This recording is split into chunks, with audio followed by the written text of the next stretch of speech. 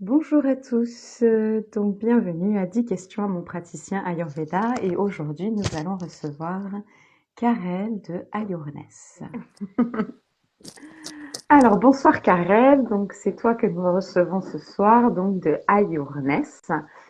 Donc déjà assez brièvement, est-ce que tu peux nous te présenter? Oui, alors je suis accompagnante en médecine ayurvédique et également, enfin, du coup, je suis en formation en tant que Quantique Doula depuis bientôt un an.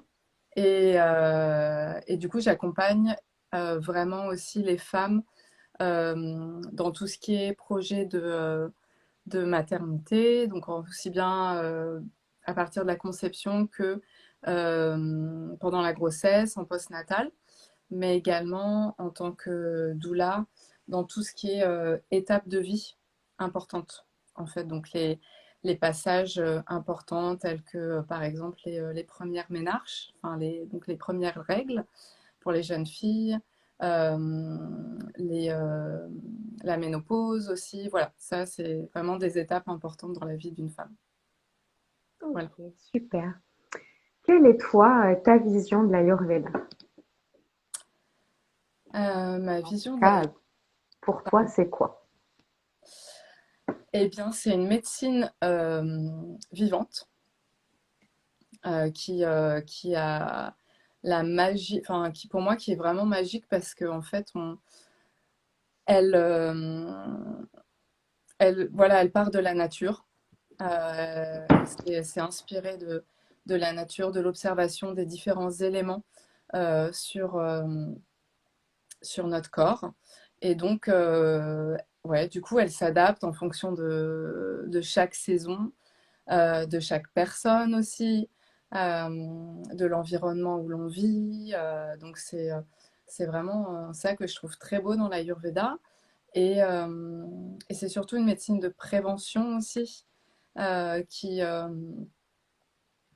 voilà, qui nous invite à écouter notre corps, à décrypter les messages qu'il nous envoie.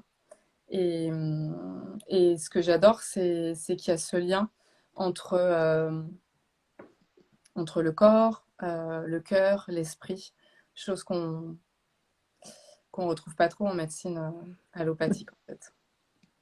Oui, cette globalité et Ouais. cet ensemble.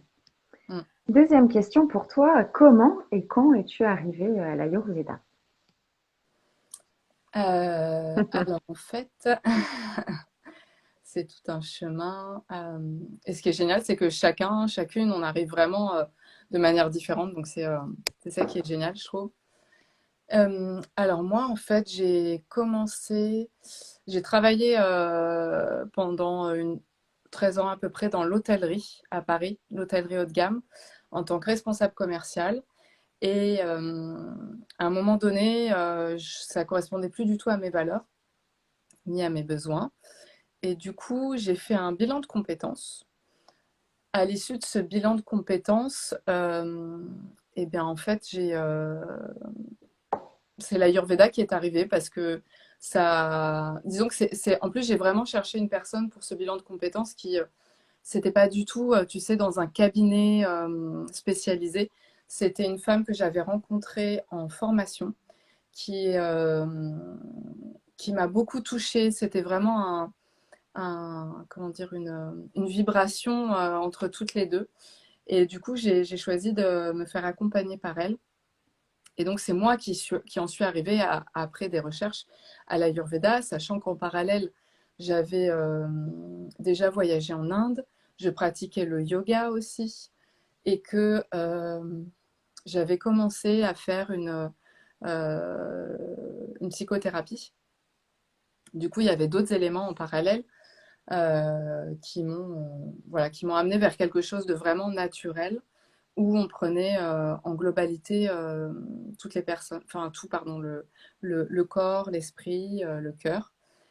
Et donc à l'issue de ce bilan de compétences, j'ai cherché une école et c'est là que j'ai choisi Ayurveda et Conscience parce qu'en fait, c'est vraiment une école qui te permet de te former, euh, euh, comment dire, où tu as vraiment des notions globales et aussi, en fonction du nombre d'années que tu choisis de faire, tu vas avoir une approche un peu plus poussée sur les, euh, les maladies en fonction des doshas. Et donc, c'est ce qui m'a plu. Et, et voilà, donc j'ai commencé l'école en 2016. D'accord. Est-ce que tu te rappelles tes premiers rendez-vous en Ayurveda et quel souvenir tu en gardes? Alors, en fait, les premiers rendez-vous, c'était avec l'école, puisqu'on devait pratiquer en troisième année, on devait faire des consultations. J'avoue que les premières consultations, j'étais en stress. Bah, déjà parce que ça se fait devant tout le monde et du coup, j'étais pas très à l'aise, même si le groupe est soutenant. Mais j'étais pas hyper à l'aise. Et puis après, on avait fait aussi au sein de l'école, il y a une journée de consultation où tu vois plusieurs personnes et tu fais plusieurs consultations. Donc c'était hyper intéressant de voir euh, différentes personnes. On était soit tout seul, soit par deux, donc j'ai pu faire les deux. Donc ça, c'est hyper intéressant aussi de partager avec une autre personne, d'échanger sur nos diagnostics, sur ce qu'on propose. Et, euh, et voilà, donc c'était, ouais, dans ma mémoire, c'est assez... il y a de l'excitation en même temps un peu d'appréhension quand même. Parce que peur de faire, de pas faire, peut-être. De pas être ouais, de pas être juste sur certaines choses, mais en même temps c'est en pratiquant qu'on s'améliore. Tout à fait. Toi, pour toi, tes rendez-vous, est-ce que tu es plutôt direct et ou visio? Et si tu es direct, est-ce que tu pourras nous donner ta ville et ton département? Ouais, alors moi je fais dans les clients que j'accompagne, c'est plutôt en direct en fait. Ils préfèrent être en direct. Bon, bah, du coup, moi ça me va aussi. Donc je fais ça, je suis en Seine-et-Marne, donc dans le 77, dans l'est de Paris. Et j'ai aussi dans ma pratique en tant qu'accompagnante en Ayurveda et en tant que doula, puisque du coup j'ai des accompagnements aussi à pratiquer pour valider ma formation. J'ai Là pour le coup c'est assez marrant parce qu'en fait toutes les femmes que j'ai accompagnées ou que j'accompagne, elles sont, s'il y en a une qui est en Seine-et-Marne, mais les autres c'est en visio. Euh, ouais, c'est en visio. Ça- Mais il y en a une qui était en Allemagne, là il y en a une qui est dans le sud de la France, donc je fais des deux, tu vois, mais c'est plus quand même du direct. Ok. Est-ce que tu as, alors, on l'aura peut-être pressenti ou pas, as-tu une spécialité ou un domaine de prédilection par rapport à l'Ayurveda? Ouais, ouais, ouais, j'ai un domaine de prédilection et ça, je le savais pas quand j'ai fini ma dernière année d'Ayurveda. Euh, En fait, ce qui est très beau, c'est que j'ai fini mon dernier module et je venais d'apprendre que j'allais être maman. Et j'ai fini par le module de fertilité et grossesse. Et donc, je me suis appliquée à moi-même tout ce que j'ai appris dans ce module. J'ai eu une grossesse qui était qui s'est très très bien passée. Donc, j'ai vraiment fait en sorte que pour l'accouchement, ça soit le plus naturel possible, que je m'étais énormément renseignée et c'est là que j'ai voulu trouver une doula pour m'accompagner. Donc j'ai eu une doula qui m'a accompagnée et, et puis bah, après voilà, j'ai accouché. Comment dire, l'arrivée de mon fils a été assez transformatrice. On dit souvent que ouais, la maternité, ça transforme une femme. Et j'ai vécu une grossesse et un accouchement comme je le voulais, de manière respectée.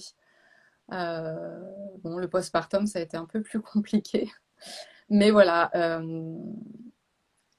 1 an après avoir donné naissance à mon fils, il y a eu cette idée vraiment d'accompagner à mon tour les femmes qui sont dans cette démarche parce qu'il y a vraiment un vide très très important et, et que moi quand je voyais dans mon entourage toutes mes amies qui n'étaient pas forcément au courant de certaines choses, euh, qui ont subi des choses, des traumas, moi j'avais vraiment envie de me spécialiser là-dedans, d'où ma, d'où ma, voilà, ma formation en tant que quantique doula. Et donc, ouais, moi, je vibre quand j'accompagne une femme voilà, qui a un projet, ou, enfin un couple qui a un projet de maternité, une maman quand je vois une maman qui est enceinte, j'organise des rituels pour elle, tout ça, ça me fait, voilà, ça part vraiment du cœur, quoi. J'adore. Ouais, c'est un bel accompagnement et tu as raison, c'est vrai qu'il y a un vide. Moi, je vois, on en parlait encore il y a pas longtemps avec une maman. Enfin, on était même trois mamans à table et tout autant qu'on est, on connaît très peu de mères qui peuvent se vanter d'avoir eu une grossesse géniale à tout point de vue, entre guillemets, quoi. Il y a toujours eu un moment marquant plus ou moins négatif qui s'est pas passé comme la mère le souhaitait ou l'idéalisait aussi parfois. Oui. Donc c'est vrai que c'est une belle voie et moi je sais quand j'étais enceinte de mon fils, donc maintenant il y a plus de 16 ans, trouver une doula c'était littéralement un défi. Donc malheureusement j'ai pas pu avoir cette chance-là. Mais ouais, je trouve que c'est un très beau choix de prédilection en tout cas. Ouais, et en plus, avec Euh, l'Ayurveda, pardon, avec l'Ayurveda, c'est hyper complémentaire. Donc, ouais, je me doute, oui, sûrement. mm. Qu'est-ce que toi, tu as gagné le plus avant et après la mise en place ou en tout cas l'entrée de l'Ayurveda dans ta vie? Alors moi, à titre perso, j'ai complètement changé mon alimentation, mon hygiène de vie. J'ai beaucoup plus pris conscience de ce qui pouvait nuire à ma santé. Oui, ce que je faisais, les émotions que je ressentais ou tu sais, les petits bobos réguliers que tu peux avoir, en fait, qu'est-ce ce que ça voulait dire et ce que mon corps essayait de m'envoyer. Donc, il y a vraiment une mise en lumière ouais, de tout ça. Vraiment mettre de la conscience aussi sur ce que je fais. Et puis,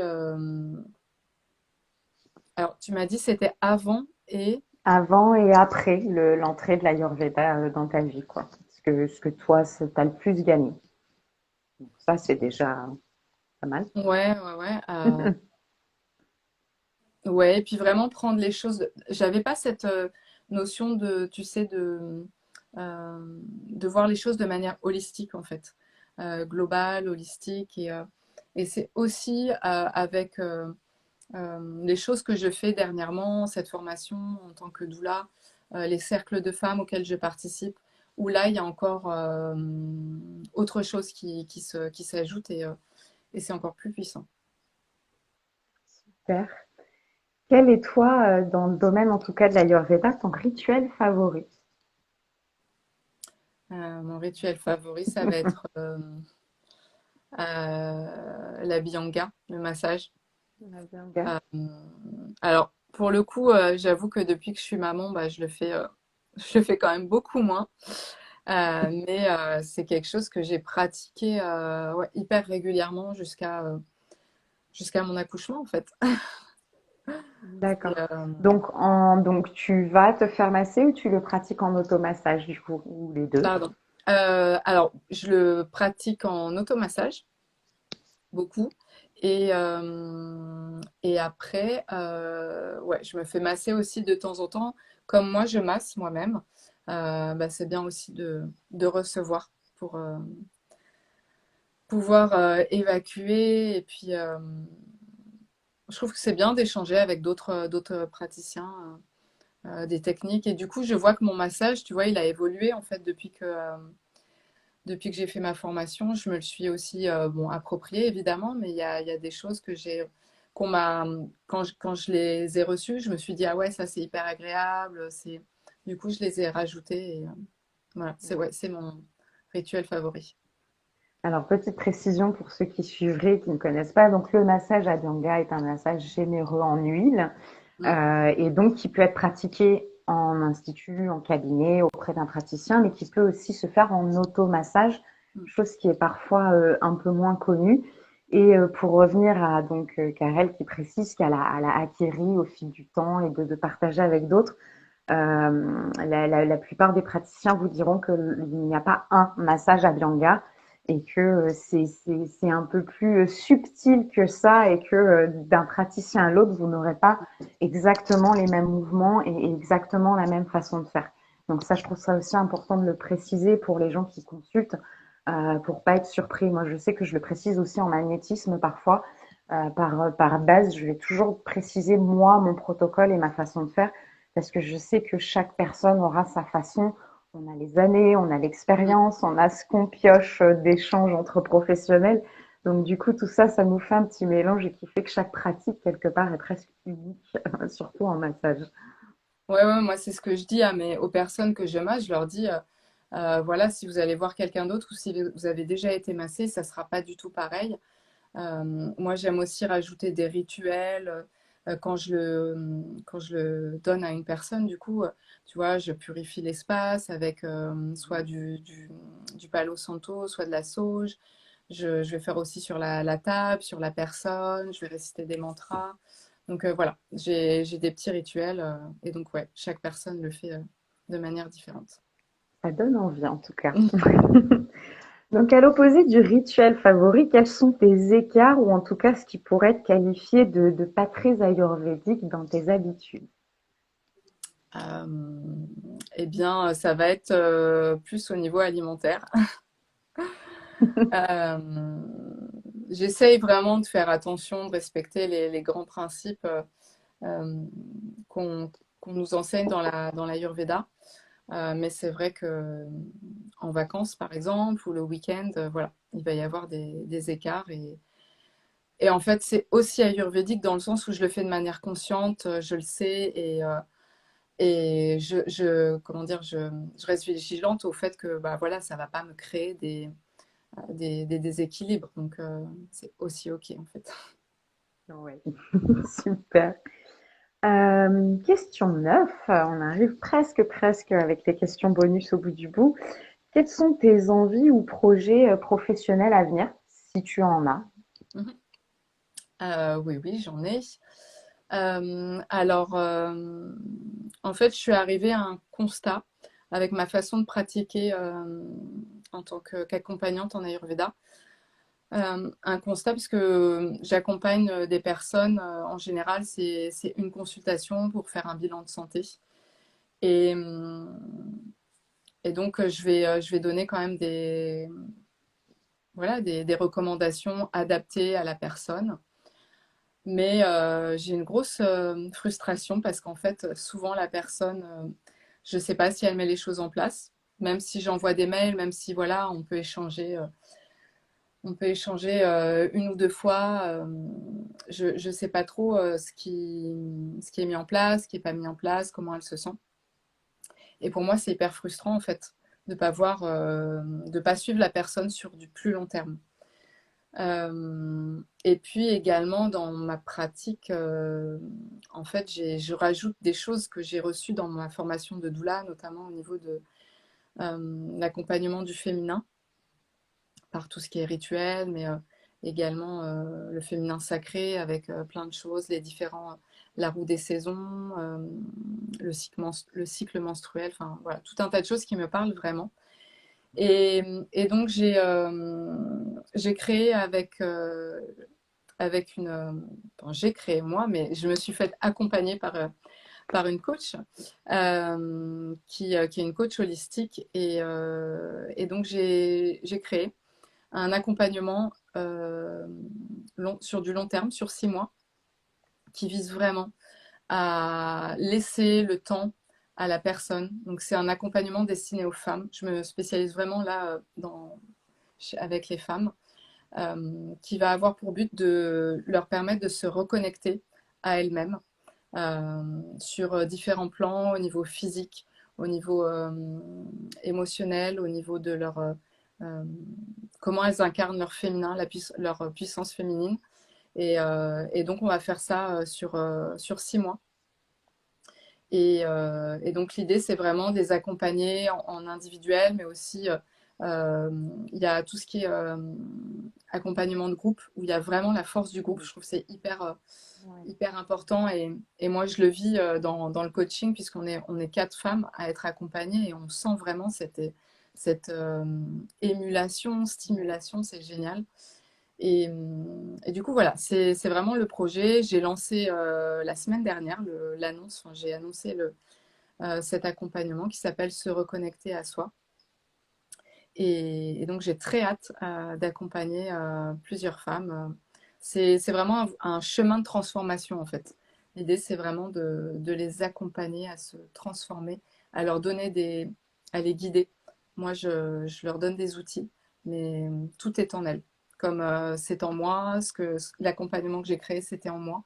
C'est juste que, voilà, Laetitia nous a aidés à semer des graines et à les faire pousser.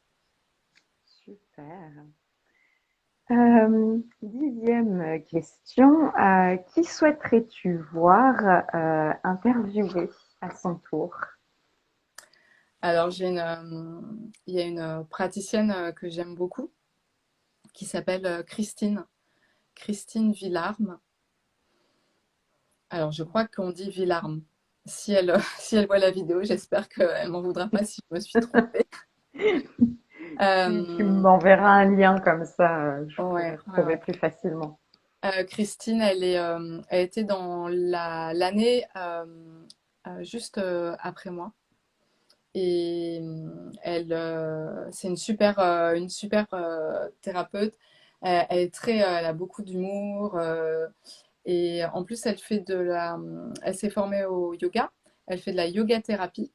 Ah, Elle a fait aussi une formation en astrologie védique d'accord. avec Manon, justement, je crois. Donc avec Ouais. le même enseignant. Et du coup, je trouve que c'est aussi hyper intéressant. Moi, l'astrologie védique, j'ai fait une consultation avec cette personne qui a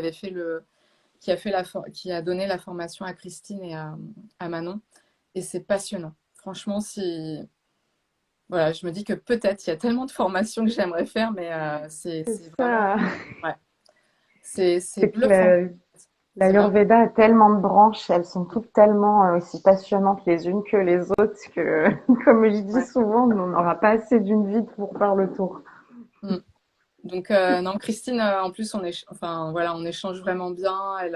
Ce qui est génial je trouve, c'est que on se soutient. Tu vois, il y a pas, on est plusieurs thérapeutes à faire la même chose, mais on a chacune, en fait, notre façon, notre approche et notre spécificité. Et du coup, c'est ça qui est génial. Pour moi, il n'y a pas de concurrence. Et, Oui, et si les gens viennent me voir, c'est parce qu'il y a un feeling avec moi. S'ils viennent voir c'est Christine, ça. c'est parce qu'il y a un feeling. Ils vont voir Manon, voilà. Donc c'est cet esprit que je trouve très beau aussi. Oui, c'est bien d'être dans le partage et non la concurrence. Il faut pas oublier, comme tu dis, qu'il y a cette question de feeling. Ouais, Et au-delà de la pratique, faut sentir entre guillemets son praticien et se sentir bien avec. Sinon, on sait très bien que le travail se fera déjà pas ouais, si on n'a pas une confiance et une espèce de connexion avec la personne automatiquement. Moi, je sais que c'est une première recommandation que je fais. Ponctuellement, j'ai des gens qui recommandent, tu sais, par ah oui, mais moi je l'ai vue, elle est super. Et puis les personnes viennent sans me connaître et je leur dis toujours à la fin de la petite intro, de la présentation. mm, Donc voilà. Par contre, petite précision, si là tout de suite vous me dites je vous sens pas ou je suis pas inspirée, je le prendrai pas mal et dites-le moi tout de suite. La personne qui vous a recommandé, moi, elle m'a adoré, mais vous mm, n'êtes pas obligé d'avoir le même ressenti.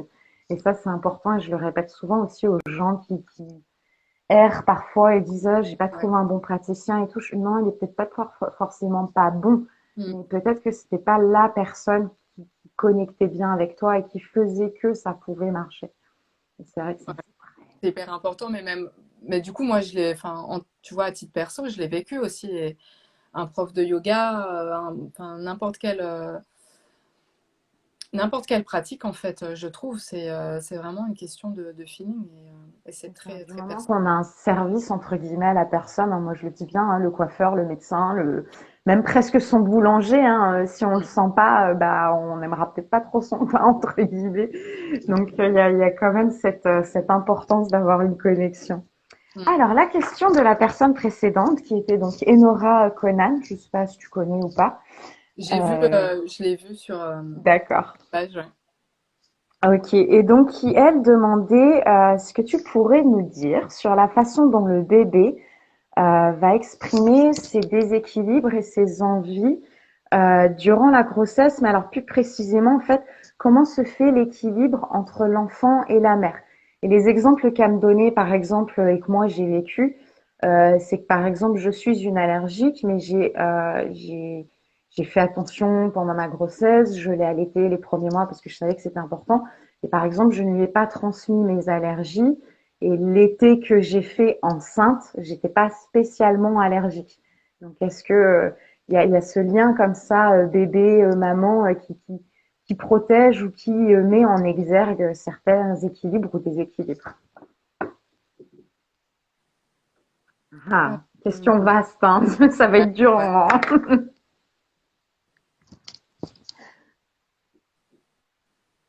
Au niveau des allergies, c'est clair en effet parce que moi je l'ai vécu. Moi j'ai fait attention. Pareil, j'ai allaité mon fils 2 ans et, et il était allergique aux produits laitiers. On l'a su parce que à un moment donné, il a fallu lui donner un lait maternisé. Donc, en effet, quand moi je l'allaitais, eh bien, j'ai arrêté de manger, en tout cas la première année, des produits laitiers pendant un an. Et, euh, et donc là, c'est OK, hein, il mange des produits laitiers, il n'y a aucun souci. Mais tu peux me répéter la question, s'il te plaît? En fait, est-ce que tu peux nous dire, qu'est-ce que tu peux nous dire surtout sur la façon dont le bébé va exprimer ses déséquilibres ou ses envies pendant la grossesse et quel échange va y avoir entre la mère et l'enfant? C'est-à-dire, est-ce que l'un comme l'autre peuvent se transmettre des déséquilibres ou au contraire des réparations de pathologies, que ce soit provisoire ou même après Ouais. grossesse d'ailleurs? Ouais, ouais, carrément. Je pense que ça se sent, tu vois. Alors moi, je vais plus parler des émotions, du coup. Tu vois, moi, je sais que euh, pendant mon premier trimestre, c'était vraiment un trimestre avec des émotions assez intenses, comme beaucoup pour beaucoup de femmes. Et, et je crois vraiment que ça, c'est des choses que le bébé ressent. Et du coup, j'aurais pu, en Ayurveda, on dit que la constitution de naissance du bébé donc se fait au moment de la fécondation, hein, et que elle restera à vie la même, sauf si la maman vit un trauma pendant sa grossesse ou vraiment des choses très très intenses. Euh, Ce qui peut amener un déséquilibre et un changement de constitution. Du coup, voilà, pour moi, c'est hyper important de verbaliser les choses à son bébé, même si bon, bah, pendant les 3 premiers mois, voilà, on le sent pas bouger, parce qu'il est tout petit, mais c'est hyper important. Et moi, je sais que quand, par exemple, quand j'étais en voiture et que je faisais des longs trajets, au bout les derniers mois, il me signalait vraiment, il me donnait des coups, hein. Et donc, pour moi, le bébé va l'exprimer par des coups, qui va, des coups de pied, des mouvements, mais aussi peut-être des choses, tu sais, que la maman, des symptômes que la maman va avoir et qu'elle aurait peut-être pas eu pendant tout le long de sa grossesse en fait. Euh, donc là, qu'est-ce que ça pourrait être comme ça je sais pas, peut-être des maux de tête en fin de grossesse ou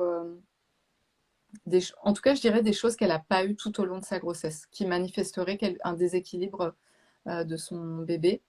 Euh, et puis oui, la maman, elle peut transmettre aussi un déséquilibre à son bébé, hein, c'est certain. Mais du coup, ce qui est génial et la beauté, c'est que finalement, tout ça, ça peut se rééquilibrer, en fait. Il faut juste déterminer la cause du déséquilibre. Euh, Aller vraiment, oui, en questionnant la maman et, et puis en mettant en place des choses qui soulagent les deux, en fait. D'accord. Ok, super. Merci à toi. Et donc, la petite dernière question. Quelle question, toi, tu souhaiterais poser pardon, au prochain? Et mon planning est fait. La prochaine fois, je ne sais pas si tu connais ou pas, nous aurons Jenny Béduet. Non, je la Donc, connais pas. donc, en tout cas, quelle question, toi, tu aimerais poser à une de tes consoeurs? Hum, hum, hum. Elle a une spécialité? J'ai pas pris le temps de jeter un œil complet sur son profil pour l'instant. Ok. Donc, je pourrais pas te dire. Quelle question je pourrais lui poser? Euh, Qui me l'avait recommandé et est-ce qu'il m'avait dit?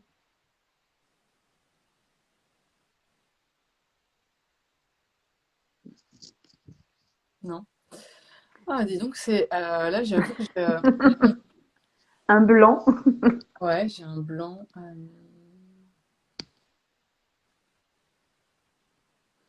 Hmm,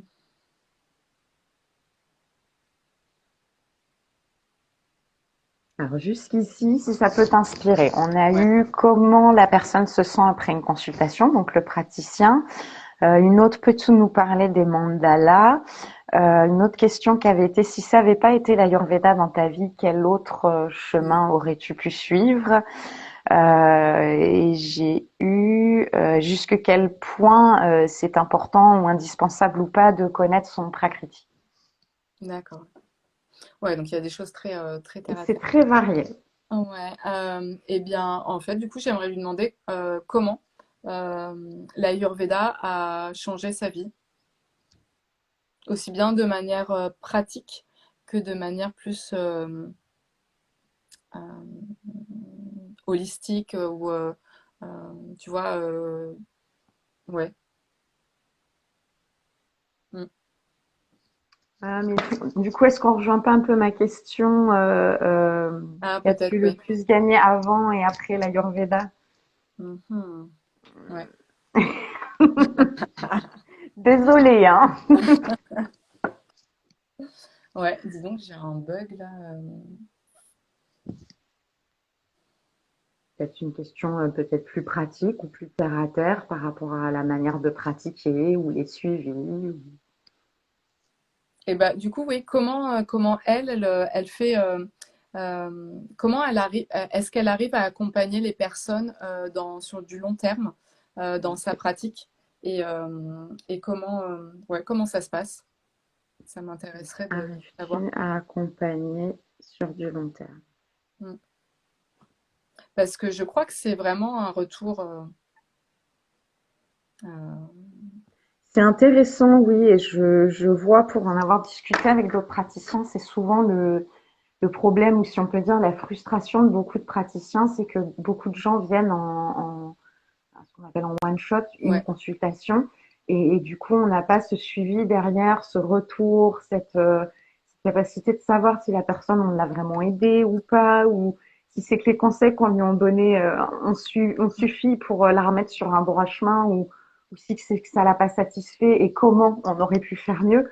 Donc, c'est vrai que c'est la frustration de beaucoup, et j'en vois beaucoup qui essayent de mettre en place des programmes ou des packaging sur 3, 6 mois, voire un an, pour justement avoir ce suivi, quoi, et vraiment avoir un réel constat et un réel effet sur du long terme. Parce que bon, le one shot, on le voit bien. Moi, je sais que je l'ai ponctuellement aussi dans d'autres pratiques. Et les gens, quand ils reviennent 6 mois ou un an après, bah oui, mais est-ce que tu as fait ça? Non. Oui, est-ce que tu as fait ça? Oui, 2 semaines et après j'ai arrêté. Est-ce que tu as fait ça? Ouais, je m'y suis tenue un mois et ça fait 10 mois que je m'y suis pas remis.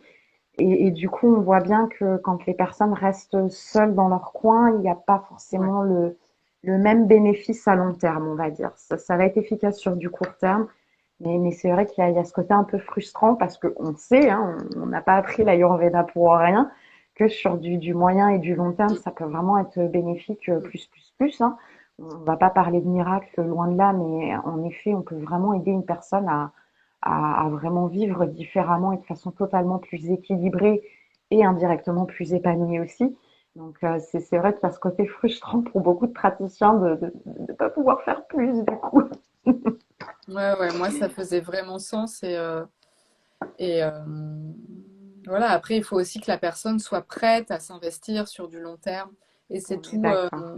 tout le travail en amont, en fait, dans la communication qu'on fait que je vais faire auprès des personnes que je vais accompagner. C'est que voilà, il faut vraiment être prête à s'investir et puis à prendre aussi ses responsabilités, à être Ouais. autonome. Parce Et qu'on est. au-delà de la, je te coupe, pardon, au-delà de la communication, je pense qu'on a réellement ce problème sociétal du tout de suite. Hmm, Et du coup, dès qu'on propose des choses qui sont un peu plus longues ou qui prennent un peu plus de rendez-vous, pour beaucoup de gens, ça fait tout de suite un frein parce que on est dans une société où tout va très vite et c'est maintenant tout de suite. Je vois bien sur les médias, tout ce qui dure plus de 2 minutes, on ne le visionne pas parce que c'est trop long. mhm. Donc il y a cette espèce d'impatience souvent qui est dure à, comment dire, à bien faire comprendre aux consultants et de se dire, ah bah oui, mais on n'a rien en un rendez-vous ou en 10 minutes et c'est sur du long terme qu'on aura des vrais résultats pérennes. Ouais, ouais, carrément. Ouais. Ça nous demande des efforts pour faire Ouais, bah comprendre après, ça. moi, je trouve que le meilleur exemple, c'est soi-même, quoi. Moi, je sais que j'ai des choses des déséquilibres que j'avais avant l'Ayurveda que j'ai plus du tout, en fait. Donc, Moi, je suis une convaincue aussi, hein. Moi, j'ai une endométriose et partout on dit qu'on ne peut pas la guérir. Ça, je ne le nie pas. Mais avec quelques routines et des choses rajoutées de l'Ayurveda, je me considère équilibrée. Ce voilà, qui veut c'est ça. dire qu'en fait, elle ne handicape plus comme elle pouvait m'handicaper à un moment donné et elle m'empêche plus de vivre, quoi. Donc clairement, ouais, c'est très agréable. Par contre, je sais que si j'arrête mes routines, à mon avis, il ne faudrait pas plus de 2, 3 mois pour tout de suite ressentir les symptômes de nouveau et de nouveau être handicapé à ce niveau-là, quoi. Ouais, ouais. Moi aussi, je suis une convaincue. L'expérience personnelle, souvent, c'est ce qui fait aussi souvent qu'on est enthousiaste hein, pour les personnes qui nous regardent à vouloir vous aider parce qu'on l'a expérimenté nous-mêmes et on sait que ça peut vraiment aider, que ça peut Ouais, changer la vie. Donc, c'est pour ça. C'est avec beaucoup de bienveillance. ouais, ouais, carrément, ouais. Bon, et ben parfait. Merci à toi pour ta présence. Merci beaucoup à toi. Je te souhaite une belle soirée. Merci à tous ceux qui ont été présents, ainsi qu'à tous ceux qui seront là pour la rediffusion sur YouTube. Comme d'habitude, demain, après-demain, grand maximum, publication sur YouTube. Je vous souhaite à tous une belle soirée. Merci à tous et merci à toi, Karel. Namasté. Merci, merci. Au revoir. Bye bye.